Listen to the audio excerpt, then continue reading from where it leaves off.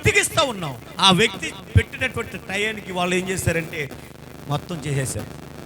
చేసేసిన తర్వాత 5:18కి ఫోన్ చేస్తే ఇన్ని మిస్డ్ కాల్లు ఉన్నాయి చేస్తే, అయ్యగారు అయిపోయింది, ఆ టయానికి మేము చేసేసాము కానీ రావాలి మీరు ప్రార్థించాలన్నారు. వచ్చేసరికి సరే నేను వస్తానని చెప్పి వచ్చేసరికి మొత్తం ఇంటికి ఒక మనిషి కాదండి, ఇంటికి ఎంతమంది ఉంటే అంతమంది కూడా ఆ స్థలంలో ఉన్నారు. ఎప్పటి నుంచి ఉన్నారంటే 4:30 నుండి 5:30 వరకు కూడా నేను వెళ్ళేసరికి అక్కడే ఉన్నారు. నేను అన్నాను వాళ్ళందరితో, తెల్లవారుజామున 4:30కి నేను మీటింగ్ పెట్టి ప్రార్థన చేద్దాం రండి అంటే వస్తారమ్మా మీరు? నవ్వుతున్నారు వాళ్ళు. ఇది బీ సీరియస్. ఎందుకు మీరు రాలేరు? ఇప్పుడు ఎలా వచ్చారు? ఒక వ్యక్తికి ఇచ్చే ప్రాధాన్యత నా దేవునికి ఇవ్వకపోతే నా దేవుడు పరలోకములో నుండి నిన్ను చూసి అసహించుకుంటున్నాడు. నీవు మొరపెట్టినప్పుడు నేను విడును అంటున్నాడు. ఆయనకి ఏం సమాధానం చెప్తావు? ఈ లోకములో కానీ లోకంలో ఉన్న వాటిని కానీ నీవు పూజించొద్దన్నాడు కదా. నీవు వ్యక్తి, ఆ సమయము వ్యక్తి లేడు. ఉన్నాడా? ఆ సిద్ధాంతం లేడండి, ఆ వ్యక్తి లేడు. పేపరే ఉంది, ఆ టైమింగే ఉంది. ఆ టయానికి వాళ్ళు ఎగ్జాక్ట్గా సెకండ్ కూడా, నేను అన్నాను సెకండ్ కూడా మించిపోకుండా మీరు ఇటుకలు పెట్టారు, సెకండ్ పోకుండా మధ్యాహ్నం రాగలుగుతారా? సవాల్ చేసి చెప్తా ఉన్నాను. ఎందుకు దేవునికి దూరం అయిపోతున్నావు అంటే దేవునిని నీవు నిర్లక్ష్య పెడతా ఉన్నావు. నీ వైఖరి ఎలా ఉందంటే ఆయన ఎలాగైనా క్షమించేస్తాడు, ఆయన ఎలాగైనా రక్షించేస్తాడు, ఎలాగైనా చూసి చూడనట్టు ఊరుకుంటాడు అనుకుంటున్నారేమో. అజ్ఞాన కాలంలో అలా ఊరుకున్నాడు దేవుడు. ఈ కాలంలో ఊరుకునే దేవుడు కాదండి. అంతటా అందరూ మారు మనసు పొందాలని దేవుడి యొక్క నిశ్చయత. దేవునికి మహిమ కలుగునుగాక. హల్లెలూయా. నా యొక్క వాక్య సారాంశం ఏంటంటే, దేవుడు సామెతల గ్రంథంలో ఒక మాట అంటాడు 20:27లో, నరుని ఆత్మ యెహోవా పెట్టిన దీపం. నరునికి పెట్టినటువంటి దీపం ఏదైతే ఉందో అది దేవుడు పెట్టాడు. దేవుడు పెట్టినటువంటి దీపాన్ని మనం ఏం చేసుకున్నాం అంటే మన చేతుల్లోనే ఆర్పేసుకోవడానికి మనల్ని భూమి మీద సృష్టించడానికి ఆయన 4 కోట్ల కణాల్లో నుంచి 3,99,09,999 కణాలు చంపి ఒక కణమగా, ఒక ప్రభుదాస్గా, కిషోర్గా, ఒక ఆశీర్వాదం గారు, ఒక అగస్టిన్ గారుగా, ఒక చిట్టుబాబుగా భూమి మీద ఆయన యొక్క చిత్తము లేకుండా మనం పుట్టల. దేవునికి స్తోత్రం. అటువంటి పుట్టుక ఇచ్చినటువంటి దేవుడు అంటున్నాడు 100వ కీర్తనలో, ఆయనే మనలను పుట్టించెను, ఆయన మనలను పుట్టించెను, మనము ఆయన వారం. దేవునికి స్తోత్రం. ఆయన బిడ్డలైన నీవు ఆయన కృప లేకుండా, ఆయన నిశ్చేత లేకుండా, ఆయన చిత్తము లేకుండా భూమి మీద పుట్టలేని నీ జీవితం, నా జీవితం ఆయనకు మహిమకరంగా మనం బ్రతకాలంటే లోకంలో ఉన్న వాటికి కాదు, లోకాన్ని సృష్టించినటువంటి సృష్టికర్తకు మనము మిగుల భయపడాలి, మిగుల ఆయనకు మనము లోబడాలని వాక్యం చెప్తా ఉందని ఆ ఉదయకాల సమయంలో వాళ్ళకి ఏం చెప్పానంటే, ఒక వర్తమానం ద్వారా వాళ్ళందరూ కూడా బట్టలన్నీ కూడా చెమట పట్టి తడిసిపోయాయండి.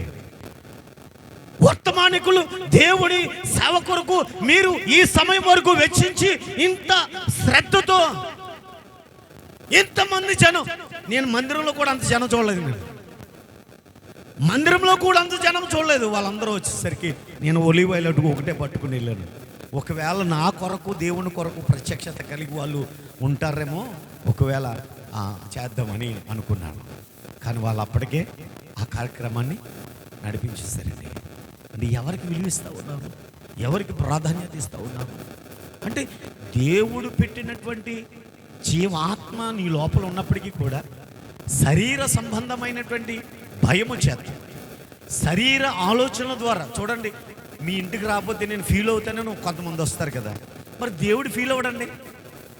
దేవుడు బాధపడ్డా? దేవుడు కన్నీరు కార్చడా? దేవుడు దినమెల్లా ఆయన చేతులు చాపి నా కుమారుడు ఎప్పుడు నా యొక్క కవిగిట్లోకి వస్తాడు, నా యొద్దకు వస్తాడని ఆయన ఎదురు చూడ్డా? మరి ఆయన సన్నిధికి ఎందుకు రావు? ఆయన స్తుతికుడికి ఎందుకు నువ్వు ఆరాధించలేవు? ఆయన సన్నిధిలో ఎందుకు మోకరించి ప్రార్థన చేయలేవు? ఆయన నామాన్ని బట్టి నువ్వు సర్వలోకానికి వెళ్ళి పక్కన పెట్టు, నీ కుటుంబానికి ఎందుకు సువార్త ప్రకటించు? నీ జీవితాన్ని నువ్వు ఎందుకు కట్టుకోలేవు? నీ భక్తి నీకు ధైర్యం పుట్టించదా? నీవు దేవుడు ఆ ఆత్మ ఇచ్చాడు కనుక ఆత్మకు మరణం లేదు. ఆత్మ జయ చేసిన వాడికి ఆత్మ దగ్గరికి, ఆయన దగ్గరికి వెళ్ళిపోతుందని మనము బద్దలు కొట్టి చెప్తూ ఉంటాం కదా. ఆ మాటలు కూడా మీకు చెవుని పెట్టలేదా? అంతే అన్నాడండి, యెహోవా యందు భయభక్తులు కలిగి ఉండుట జ్ఞానమునకు మూలమని. యెహోవా యందు భయభక్తులు కలిగి ఉండుట చెడుతనాన్ని అసహించుకుంటాడు. అంటే భయము, దేవుని యందు భయము మన శరీరాన్ని పాపం చేయకుండా ఆ భయం కాపాడుతుందండి. భక్తి ఏం చేస్తుందంటే, ఆయన ఏ రక్తమైతే కడిగాడు, మట్టిలో ఉన్న మనల్ని మహిమలోకానికి ఆయన రక్తము ద్వారాగానే ఆ భక్తి జీవితం, నేనే మార్గము నేనే జీవమన్న ఆ మార్గము కూడా ఆయన మనల్ని ఎక్కడికి తీసుకెళ్తాడంటే, మనం చేసే భక్తి యథార్థమైంది కనుక ఆ భక్తి ఎక్కడికి వెళ్తుందండి? నిశ్చలమైనటువంటి ఆయన రాజ్యంలోనికి వెళ్తుంది. దేవునికి స్తోత్రం. అందుకే అంటాడు కదా, యథార్థవంతుల ప్రార్థన ఆలకిస్తాడు. అబ్రహాము విశ్వాసులకు తండ్రి అయినా ఆయన ప్రార్థన చేసినప్పుడు ఆలస్యంగా దేవుడు విన్నాడు. దావీదు హృదయానుసారుడైనప్పటికీ కూడా, దేవునితో ఉన్నటువంటి సత్సంబంధాన్ని కలిగి ఉన్నప్పటికీ కూడా దావీదు చేసినటువంటి ప్రార్థనకు జవాబు రాలేదు.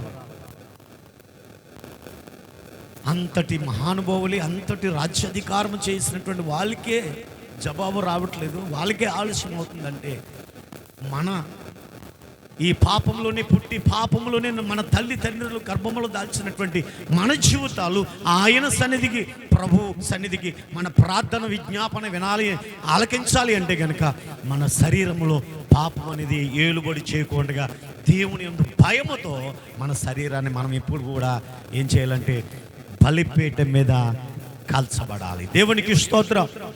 హల్లెలూయా, హల్లెలూయా. అందుకే అన్నాడు ప్రకటన గ్రంథములు 4:5 ఒక మాట చదవండి. ప్రకటన గ్రంథం 5వ అధ్యాయం ఈ మాట మాత్రం జ్ఞాపకం ఉంచుకోండి. ఆత్మను చంపనేరక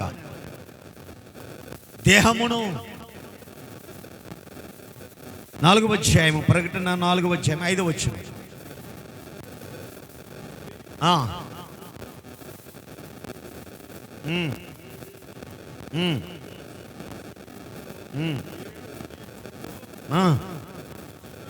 ఆమేన్. దేవునికి స్తోత్రం. హల్లెలూయా, హల్లెలూయా.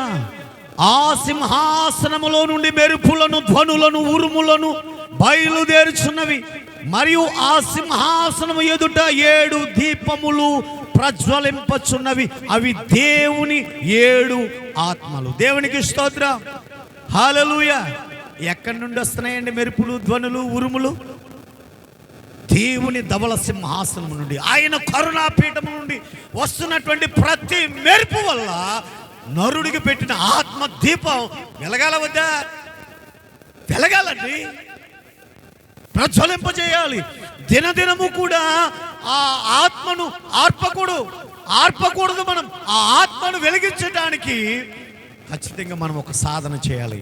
ఏంటంటే దేవుని యందు భయము, భక్తి కలిగి ఉండాలి. దేవునికి స్తోత్రం. అందుకే చూడండి, తల్లిదండ్రులు భయభక్తుల్లో పెరిగారు పిల్లలు, అందుకే వాళ్ళకి ఇంత గొప్ప ఆశీర్వాదం ఉంటుంది. దేవుని యందు భయభక్తులు కలిగి ఉన్నారా, అందుకే వీళ్ళ వివాహాలు అయ్యే వరకు సౌశీల్యత కలిగి జీవించారని చెప్పుకుంటారు. దేవునికి స్తోత్రం.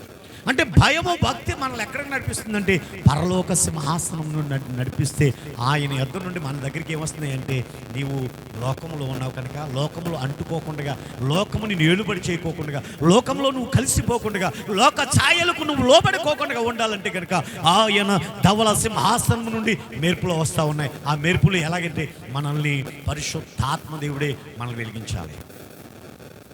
నా దీపమును వెలిగించువాడు నా చీకటిని వెలుగుగా చేయును.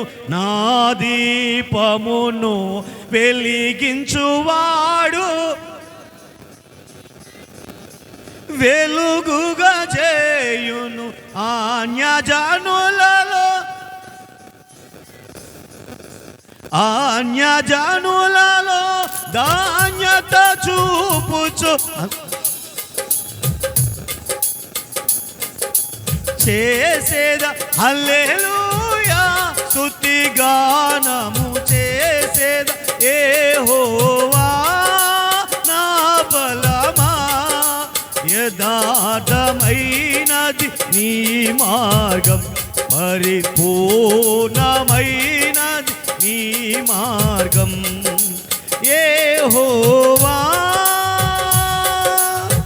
హల్లెలూయా.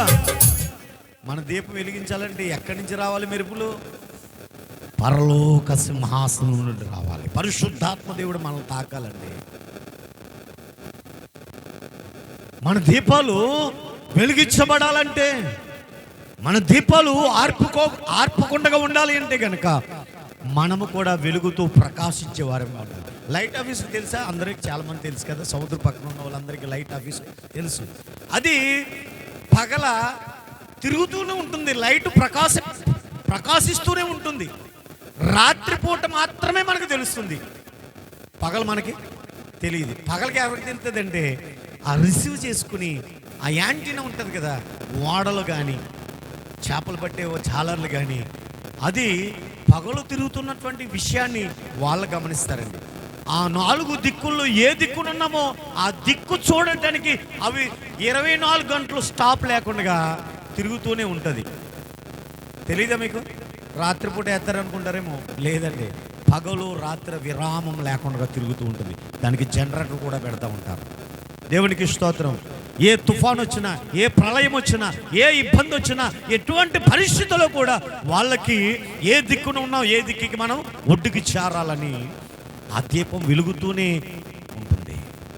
దేవుడు నరునికి పెట్టినటువంటి దీపం కూడా వెలుగుతూ వెలిగించే వారంగా ఉండాలి. మన దీపం అంట బలిపీఠ మీద ప్రతి క్షణము కాల్చబడాలంటే మన సమర్పణ ఎలా ఉండాలో తెలుసండి? సమర్పణ ఎలా ఉండాలో తెలుసా? హేబేలు లాంటి సమర్పణ. హేబేలు ఏం చేశాడు?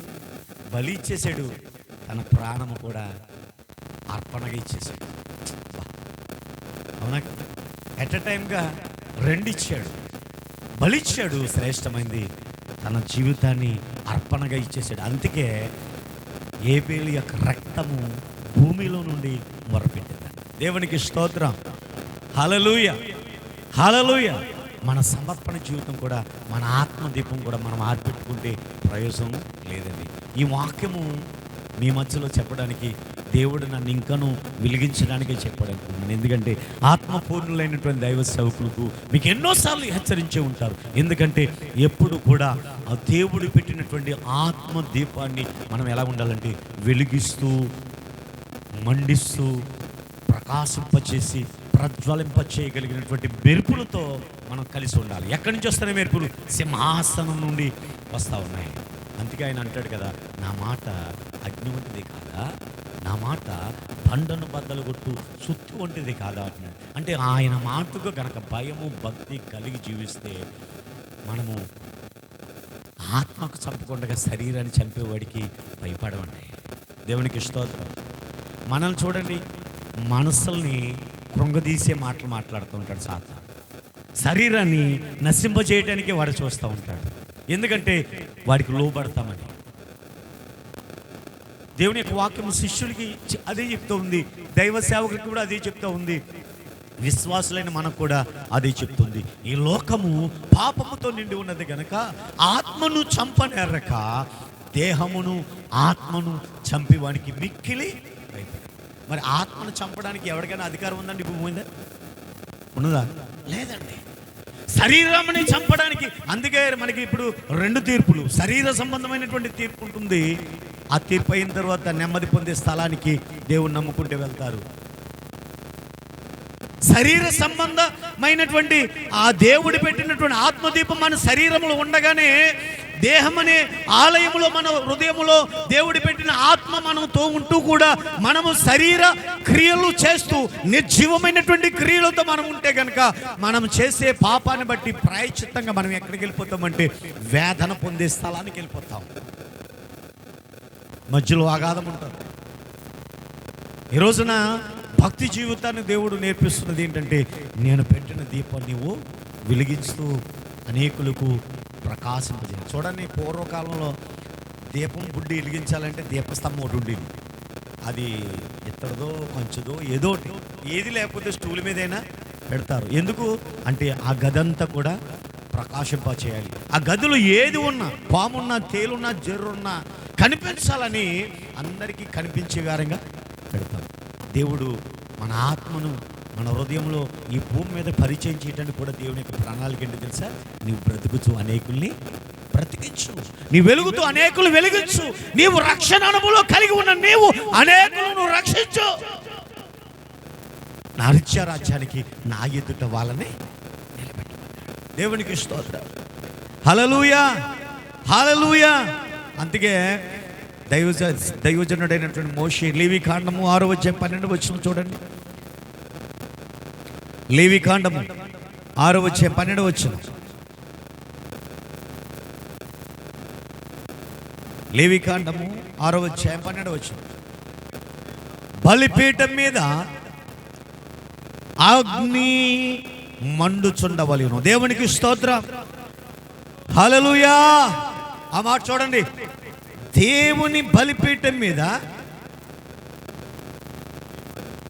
అగ్ని మండుచుండవలెను. అదండి ఆ మాట చదవండి. అది ఆరిపోకూడదట. ఎందుకు మండాలి? ఎందుకు ఆ బలిపీఠం మీద అగ్ని మండుతూ నిత్యము ఉండాలి అంటే కనుక దానికి ఒక సాదృశ్యం ఉందండి. ఆరిపోకూడదండి. ఆరిపోతే ఏమైపోద్ది? బూడిదైపోద్ది. ఏప్రిల్ రాసిన పత్రికలో ఒక చక్కని మాట ఉంటుంది. ఏమంటే, నాకొక బలిపీఠం ఉంది. ఏముంది? 13వ వచనంలో అనుకుంటారు, నాకొక బలిపీఠం ఉంది. ఏంట బలిపీఠము? ఏంట బలిపీఠము? ప్రార్థన అనే బలిపీఠం మనకు ఉండాలి. మన గదిలో, మన మదిలో. ఆ బలిపీఠం మీద అగ్ని ఎప్పుడు మండుచున్నది. ఆ అగ్ని మెరుపులు ఎక్కడి నుండి మనల్ని మండిస్తాయంటే, పరిశుద్ధాత్మ దేవుడు పరలోకములో నుండి, ఆయన సింహాసనంలో నుండి మనల్ని మండింప చేయడానికి, ఆయన మెరుపుల ద్వారా అగ్ని ఆయన మండించడానికి మన యొద్దకు వచ్చి మనల్ని ఇప్పుడు, నా కుమారుడు ఎప్పుడు మండుతాడు, ఎప్పుడు మండించబడతాడు, ఎప్పుడు వెలుగుతాడు, చీకట్లో ఉన్నాడు. మనలందరినీ కూడా దేవుని యొక్క ప్రణాళిక ఏంటో తెలుసండి. చీకట్లో ఉన్న మనల్ని ఆశ్చర్యకరమైనటువంటి వెలుగులో నడిపించడానికే మనలందరినీ కూడా కరోనాలో నుంచి తప్పించి, తల్లి కడుపులో చచ్చిపోకుండా మనల్ని బ్రతికించింది ఎందుకో తెలుసా అండి? దేవుడు మనల్ని ఆశ్చర్యకరమైనటువంటి వెలుగులోనికి మనల్ని నడిపించడానికి. ఆ మాట నేను చదువుతున్నప్పుడు అండి 12వ వచనంలో అప్పుడు మోషే లేవికాండము 6:12 చదవండి. ఆ మాట చదవండి. చాలా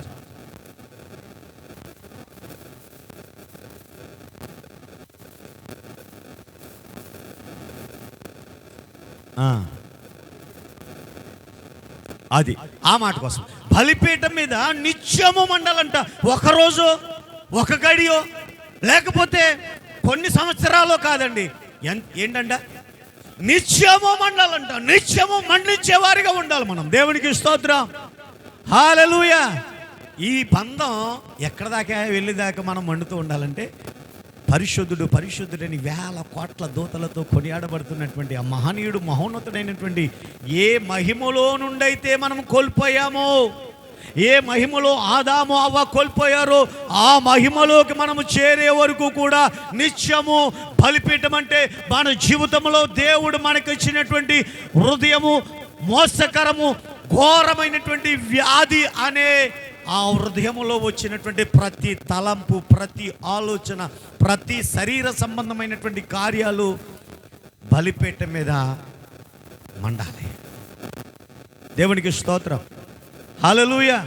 అక్కడ చూడండి, నిజంగా మండుచుండాలి. అగ్ని మండుచుండాలంట. నిత్యము మండుచుండాలి. ప్రతి ఉదయము కూడా యాజకుడు దాని మీద కట్టెలు వేసి దానిని దహన బలి ద్రవ్యంగా ఉంచి సమాధాన బలి పశువు క్రొవ్వును దహింపవలెను. బలిపీఠం మీద అగ్ని నిత్యము మండుచుండవలెను. అది ఆరిపోకూడదు. మనిషి చనిపోతే శరీరం మాత్రమే మరణం ఉంటుందండి, ఆత్మ మరణం ఉంది. అందుకే బలిపీఠం మీద మన ఆత్మను ఆరిపోనివ్వకూడదండి. ఒక్కసారి వెలిగించబడి మళ్ళా లోకం వైపు చూస్తే ఆరిపోద్దండి, పాపం వైపు చూస్తే ఆరిపోద్ది. ద్వేషము, అసూయ, మత్సరము, పగలు, ప్రతీకారాల వైపు మన యొక్క మనసు వెళ్ళిపోయిందనుకో, దేవుని పెట్టినటువంటి ఆత్మ వెలిగించబడదు, మండించబడదు, రేపబడదు. అగ్నితో అది ఎప్పుడు దగదగగా మండే విధంగా మన యొక్క ఆత్మదీపం మండించాలంటే కనుక మన హృదయంలో ఉన్నటువంటి క్షయమైనటువంటి, చేదైనటువంటి అనుభవాల్లో, ఆలోచనలు అన్నీ కూడా ఏం చేయాలంటే ప్రతి క్షణము దహన బలి కట్టాలి. మనం ఆ బలిపీఠం మీద వాటన్నిటినీ కాల్స్తే, ఎప్పుడైతే కాల్చబడతామో ఆ మంట ఆరిపోతుంది. నిజంగా చూడండి, యథార్థవంతులకు ఉన్నటువంటి ధైర్యం కానీ, యథార్థవంతుల నోటి నుండి వచ్చే ప్రతి దేవుని యొక్క వాక్ కానీ చాలా బలంగా ఉంటుంది, చాలా స్ట్రాంగ్గా ఉంటుంది. అబ్బా, మనిషి అంటే ఇలా ఉండాలి, అబ్బా సేవకుడు అంటే ఇలా ఉండాలి కదా, విశ్వాసం అంటే ఎలా ఉండాలంటే. ఎందుకు అని అంటే అతని యొక్క భక్తి జీవితం, అతని యొక్క భయము భక్తి జీవితం అతనికి ధైర్యం పుట్టిస్తుంది కనుక ఆ ధైర్యంతో నేను చెప్పగలుగుతున్నాను, నన్ను దేవుడు ఈ రాత్రి ప్రభు పిలుచుకుంటే ఆయన రాజ్యంలో ఉంటాననేదే ధైర్యం. దేవునికి స్తోత్రం. హల్లెలూయా, హల్లెలూయా.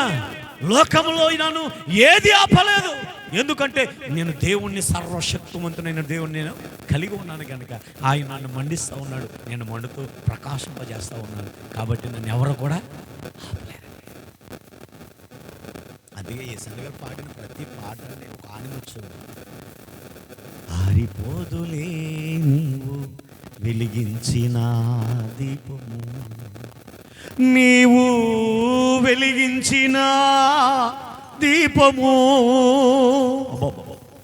నీవు వెలిగించిన దీపము, నా దీపము యేసయ్యా నీవు వెలిగించినావు. సుడిగాలిలోనైనా చడివనలోనైనా ఆరిపోదులే నీవు వెలిగించిన దీపము, నీవు వెలిగించిన దీపము, నీవు వెలిగించిన దీపము, నీవు వెలిగించిన దీపము. హల్లెలూయా, హల్లెలూయా. చాలా ఎవరు వెలిగిస్తే మన ఆత్మదీపం ఆరిపోకుండా ఉంటుంది? దేవుడు వెలిగించాలి. ఆయన అందుకే అన్నాడు కదా, చక్కగా మాట్లాడుతాడు. నిజంగా నాకు ఈ కూర్చడం, క్రోడీకరించడం నేను కొన్నిసార్లు మిస్ అవుతాం. ఆయన అన్నాడు, నేను లోకానికి నా రాజ్యము యలోక సంబంధం అది కాదు, పరలోక సంబంధం. మరి మన పౌర హక్కు ఎక్కడుందండి? భూమి మీద ఉందా? పరలోకంలో ఉంది మన పౌర హక్కు. ఆ పౌర హక్కును మనం సంపాదించుకోవాలి. ఆ పౌర హక్కు కలిగి ప్రభు సన్నిధిలో మనం ఉండాలి. కంటే ఈ లోకంలో దేవుడు నీ దీపం నా దీపం వెలిగిస్తే వెలుగుతూనే ఉండాలి. బండి చూడండి, పెట్రోల్ ఉన్నంచే రై అంటూ వెళ్తుంది, పెట్రోల్ అయిపోతే మన జీవితం ఆగిపోకూడదండి. చాలామంది ఈ శరీరం చచ్చిపోయేదాకా ప్రాణం ఇంతే అనుకుంటారు, ఆయుష్కాలం ఇంతే అనుకుంటారు. ఓ మాట చెప్పనా, ఆయుష్కాలానికి వారంటీ ఉంది, గ్యారంటీ లేదు. కానీ దేవుడు పెట్టిన ఆత్మకు గ్యారంటీ ఉంది. ఏంటంటే యుగ యుగాలు ఆయన మెట్టలు, పర్వతాలు తొలగిపోయినా కానీ ఆయన మాట నిత్యము ఆయన మాట నిలుచును. దేవునికి స్తోత్రం. గ్యారంటీ ఉంది, నేను దేవుని చూస్తాను. గ్యారంటీ లేదా? ఉందా లేదా? ఆ గ్యారంటీ మనల్ని ఎక్కడికి నడిపించాలంటే ఆ పరలోక రాజ్యానికి. నిజంగా నేను ఈ మాటకి ప్రత్యక్ష చదువుతుంటామా, మీరు నమ్మరు.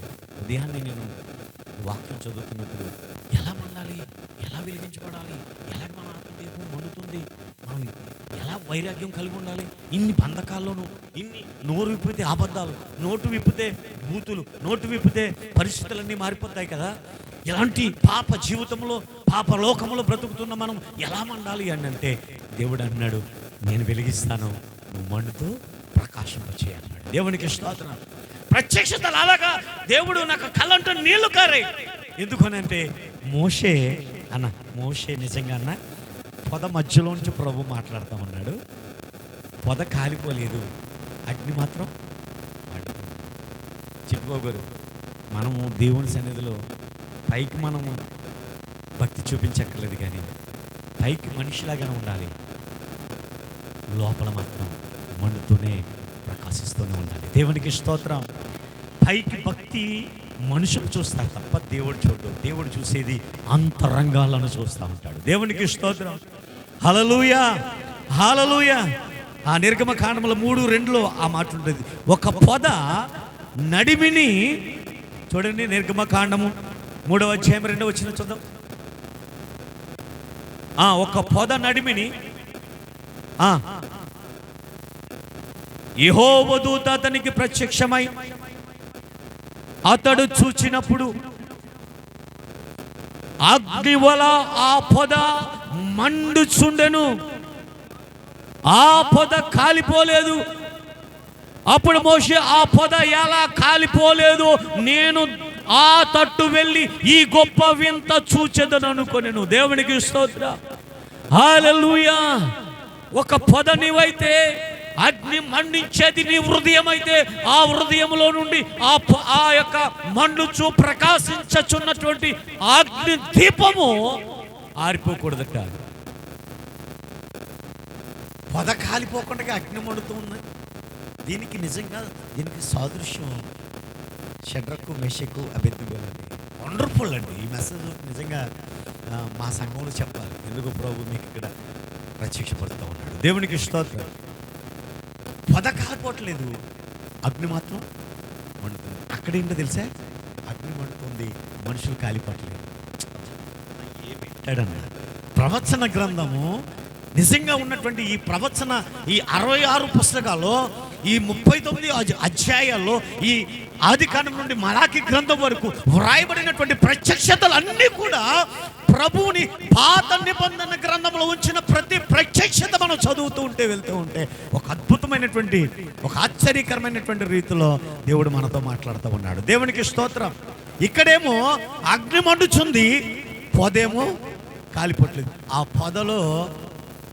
పొదలో అగ్నిలో ఒక దూత మాట్లాడుతూ ఉంది. అక్కడేమైంది, ముగ్గురినేస్తే నలుగురు కనిపిస్తూ ఉన్నారు. అగ్ని మండుతుంది, కానీ మనుషులు మాత్రం, వాళ్ళు వేసిన వాళ్ళు మాత్రం వెంట్రుక వాసనతో అసలు మసైపోయినాడు. ఏంటి అద్భుతం. మోషే ఏమో చెప్పులు విడువు, నువ్వురా, వస్తున్న స్థలము పరిశుద్ధమైంది, నేను మాట్లాడుతూ ఉన్నాను, నన్నైతే నీవు నేరుగా చూడలేవు, కానీ నా వీపు భాగాన్ని మాత్రం చూడగలుగుతావు అని అన్నాడు. ఎందుకంటే ఆ బండ సందుల్లోకి ఆయన వెళ్ళినప్పుడు ఆ వెనక భాగం ఆయన చూడగలిగాడు తప్ప ముఖాన్ని చూడలేడండి. మనము ఈ లోకములో ఎలా ఉండాలంటే, హృదయములో ఎప్పుడైతే మండుతూ ప్రకాశిస్తామో వాళ్ళ ముఖాలు, మోషే సినాయి కొండ నుంచి వచ్చినప్పుడు మోషే ముఖమంట తేజస్సుగా ఉందట. ఆ తేజస్సు ప్రకాశిస్తూ ఉందట. ఏంటి దేవదూతలాగా ఈ ప్రకాశిస్తున్నటువంటి ముఖం ఏంటంటే, వాళ్ళు అన్నారంట, అతనితో ఉన్నటువంటి సంబంధం, ఎవరో దేవునితో ఉన్నటువంటి మోషేకు ఉన్నటువంటి సంబంధం ఆ ముఖాన్ని ఏం చేసింది, ప్రకాశింపజేసుకెళ్ళింది. ఆ ముఖంలో ఉన్నటువంటి తేజస్సుని చూస్తున్నప్పుడు వీళ్ళందరూ ఆశ్చర్యపోయారు, ఏంటి దేవదూత ముఖంలాగే. ఈ రోజున మన క్రైస్తవ కుటుంబాల్లో, మన జీవితాల్లో కూడా దేవుడు ఆ ప్రకాశమానమైనటువంటి వెలుగుని మనకి ఇతరులకి ఏం చేస్తున్నాడు, అందుకే అన్నాడు ఆ మాట ఏంటి తెలుసా, నీవు మండుచు ప్రకాశింపజేసి ప్రజ్వలింపజేసి నీవితరులకి ఆ ప్రకాశమానమైనటువంటి వెలుగు. దేవుడు సామాన్యుడేంటండి, కోటి సూర్యుల తేజస్సు కంటే తేజోమయుడండి ఆయన తేజస్సుని చూడటానికి మోషే కాదు కదా, మోషే లాంటివి ఎవరు కూడా సరిపోరు, చనిపోతారట చూస్తే. అంత తేజోమయుడైనటువంటి ఆయన వీపు ముఖం చూస్తే మోషే యొక్క ముఖము ప్రకాశమానమైపోయి వెలుగుతూ ఉంది. వాళ్ళు చూసినప్పుడు, మోషేను చూసినప్పుడు దేవదూతుని యొక్క ముఖము ప్రకాశించినట్లుగా వాళ్ళు చూస్తారు. ఈ రోజున క్రైస్తవులమైనటువంటి మన ముఖాలు కూడా ఎలా ప్రకాశింపాలంటే, అది ఎలా తెలుస్తుందండి? పౌడర్ రాసుకుంటే తెలుస్తుందా, పేడ రాసుకుంటే తెలుస్తుంది? ఎలా తెలుస్తుంది? దేవుని యొక్క ఔన్నత్యము, అందులో ఉన్నటువంటి గుణాలు, సుగుణాలు, అవి అవి అంట ఏంటిది, కోపరస వాసనగా, ఇంపైన పరిమళ సువాసనగా ఉండాలట ముఖం చూస్తే. కోటర్ మటు ఉండి ముఖం కూడా దేవుని యొక్క ఆ ఆత్మదీపం మండితే హృదయంలో ఆ ముఖం కూడా ప్రకాశింపజేస్తూ ఉంటుంది. జిడ్డు ముఖాలు కూడా ప్రకాశింపజేస్తూ ఉంటాయి. అందహీనంగా ఉన్నటువంటి ముఖాలు కూడా ప్రకాశింపజేస్తాయి. ఎందుకంటే దేవుని పెట్టినటువంటి ఆత్మదీపం వాడు నిత్యము కూడా వెలిగిస్తూ ఉన్నాడు. దేవునికి స్తోత్రం. దేవునికి మహిమ కలుగునుగాక. దేవుని మహిమ కలుగునుగాక. హల్లెలూయా. కీర్తనల గ్రంథములు కూడా ఒక చక్కని మాట ఉంటుంది చూడండి. ఆయన పొద నడిమి దగ్గరే కాదు. 50వ అధ్యాయం 3వ వచనం చదవండి. కీర్తనకారుడైనటువంటి మోషే రాస్తూ ఉన్నాడు నిర్గమకాండం. దావీదు కూడా పలుకుతున్నాడు. 50వ అధ్యాయం 3వ వచనం చదవండి. మన దేవుడు ఏం చేయుచున్నాడు? దేవునికి స్తోత్రం. చాలండి, అదే మాట. ఆయన ముందర అగ్ని, మరి ఆయన పిల్లలైనటువంటి, ఆయనతో పాటు మనము సహవాసం చేస్తున్నటువంటి ఆయనకు మనకున్నటువంటి సంబంధాన్ని బట్టి, ఆత్మ సంబంధాన్ని బట్టి, ఆయన రక్తంలో కడగబడినటువంటి బిడ్డలందరి ముందుట ఏముండాలి? అగ్ని మండుతూ ఉండాలి.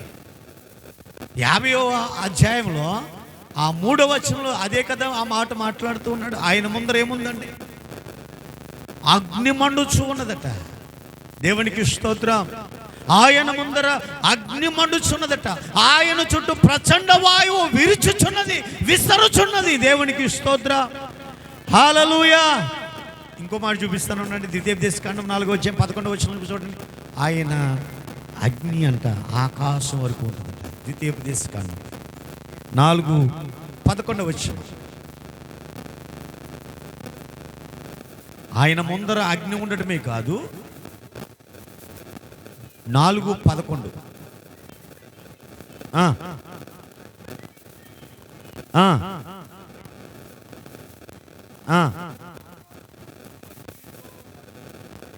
దేవునికి స్తోత్రం. ఎక్కడి వరకునండి? మనం ఇందాకేమనుకున్నాం? ఆయన సింహాసనంలో నుండి నిప్పు రవ్వలు మన యొద్దకు వచ్చి, అంటే పరిశుద్ధాత్మ దేవుడికి పంపిస్తారు. ఆ మంట, మెరుపులు, ఆ మంట ఎక్కడి నుంచి వచ్చాయి, ఎక్కడి వరకు ఉన్నాయట? ఆ మాట చదవండి. 4:11 చాలా స్పష్టంగా చదవండి.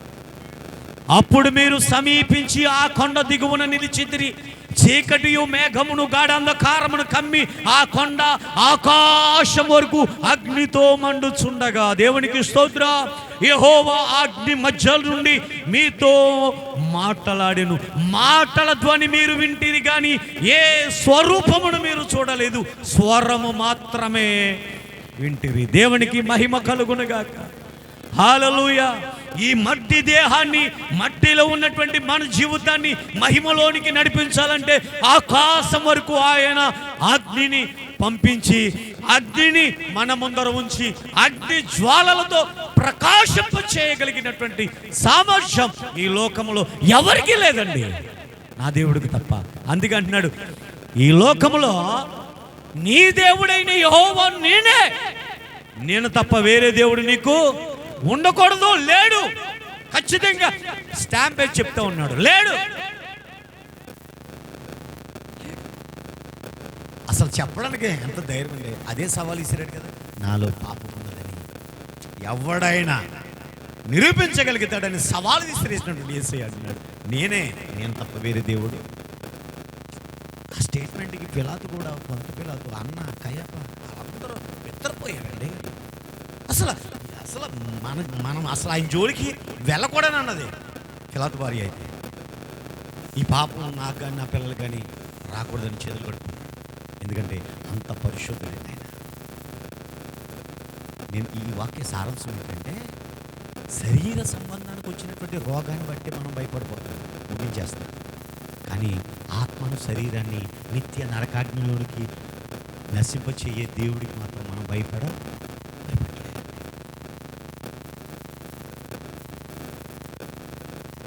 ఇవాళ రాపక దేవ వర్తసరి గారిని ఈరోజు మీరు ప్రకటించారు, రేపు మన చర్చికి వస్తున్నారు. ఎంతమంది వస్తారండి? నిజం చెప్పండి, ఎంతమంది వస్తారు? ఓ నాయన వదిలేండి. పోనీ ఎవరైనా మినిస్టర్ లెవెల్లో ఉన్నారనుకోండి, ఏ నారా లోకేష్ లేకపోతే కొంచెం ఎవరైనా మినిస్టర్లు అటుగాని ఇటు కానీ, రాజకీయ వ్యక్తులు నేను చెప్పి ఇది చేయలేను కాదు, కానీ ఒక వ్యక్తి ఒక హోదాలో ఉన్న వ్యక్తి వస్తున్నారంటే ఈ చుట్టుపక్కల కాదు, ఈ పల్లి ప్రాంతాలన్నీ కూడా మండిపోతుంది ఆ మాట. ఏంటా మాట? పలానాయన వస్తున్నారు, పలానాయన వస్తున్నారు, మనం వెళ్ళాలి. కానీ జెండాలు కట్టుకోకుండా కూడా వచ్చేస్తారు. అంటే మనిషికి ఇచ్చినటువంటి విలువ దేవునికి ఇవ్వట్లేదు. నాకు చాలా బాధ అయింది ఈ మాట. ఆత్మను చంపనేరక దేహముని చంపువానికి భయపడకుడి, కానీ ఆత్మను దేహమును చంపువాడికి మిక్కిలి భయపడు. ఒకవేళ నేను చాలా కాలం శరీర సంబంధానికి భయపెట్టేవాడికి భయపడ్డానేమో, దేవునికి భయపడలేదేమో. దేవునికి భయపడితే దేవుడు నన్ను ఎక్కడో ఉంచేవాడేమో అనుకుని నేను ఆ మాట చదువుతున్నప్పుడు నాకు చాలా బాధిస్తుందండి. ఆయన ముందర అగ్ని ఉన్నదా? ఆయన అగ్ని ఆకాశం వరకు మండుచున్నదా? ఆయన మాట అగ్ని వంటిదా? ఆయన పొద కాలిపోకుండా మోషేతో మాట్లాడినటువంటి అగ్నిలో నుండి మాట్లాడినటువంటి స్వరమా? ఇంతగా ఆయన మనల్ని మండిస్తూ ఉంటే మనం మండపోకుండా చచ్చని స్థితిలో ఉంటే ఎలాగండి? అందుకే ఎపిసోడ్ రాసిన పత్రికలో అంటాడు కదా, అపరాధముల చేత పాపముల చేత చచ్చని స్థితిలో ఉన్న మనల్ని ఆయన ఏం చేస్తున్నాడు? బ్రతికిస్తున్నాడు, లేవనెత్తుతున్నాడు, నడిపిస్తూ ఉన్నాడు. దేని ద్వారా అంటే దేవుని యొక్క వాక్యము ప్రత్యక్షత ద్వారా. దేవునికి స్తోత్రం. హల్లెలూయా, హల్లెలూయా. చాలా ఉన్నాయి కానీ చివరిగా ఒక మాట చదివేసి ముగించేస్తాను. దానియేలు గ్రంథం 3:17 అంటది, మేము సేవించుచున్న ఈ దేవుడు ఒకవేళ రక్షించకపోయినా మేము ఆయన్ని సేవిస్తాం. అగ్నిలో నుండి విడిపించినటువంటి దేవుడు సర్వశక్తిమంతుడండి. ఎవరికైనా ఇక్కడ ఒక అగ్నికి మంట వేసి ఆ మంటలో మనిషిని గెంటేస్తే దేవుడు రక్షిస్తాడేమోను. ఒకవేళ ఏమన్నా ప్రయోగాలు చేసిన దేవుని యొక్క మంట ఆ పడవేసిన వాన్లో లేకపోతే ఆడు బొగ్గును మాడిపోతాడు, చచ్చిపోతాడు. అవునా? కానీ ఆనాటి కాలంలో దేవుని కొరకు ఎంత వైరాగ్యము కలిగి ఉన్నాడు. చదువు, మేము